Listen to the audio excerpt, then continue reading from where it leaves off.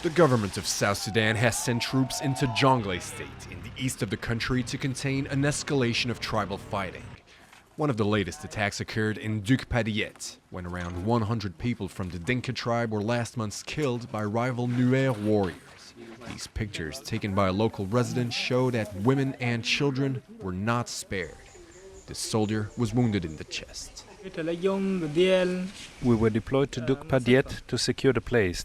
They attacked from the airport at 11 o'clock in the morning. We were largely outnumbered. I was wounded, but I succeeded in fleeing. I hid in the bush for 5 days before being found. The inhabitants of Padiet have fled to neighboring areas, such as Panyago in the Twik East County. The whole town was attacked. I ran away with my children in my arms. They chased us on the road, firing at us. I don't understand why.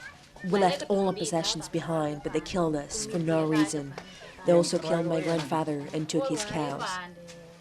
South Sudan's interior minister has announced the population is to be disarmed. To illustrate the point, he moved to immediately disarm a group of rogue policemen.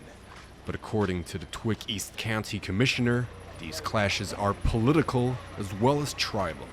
Our enemies has been trying to collide them, because when the Dinka and the Nuer, when they are fighting, it will weaken the southern entity. The United Nations estimates that more than 2,000 people have been killed during tribal clashes since the beginning of the year.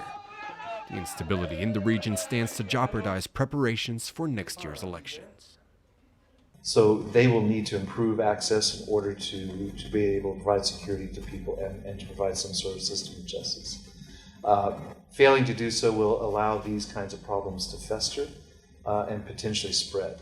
And that will complicate any election process that might take place next year in 2010, or also the referendum scheduled for 2011. So we are concerned about those two key milestones in the CPA process. Ethnic rivalries possibly orchestrated by politics, upcoming elections which could lead to the secession of oil-rich South Sudan. This is a peace process on a turbulent path.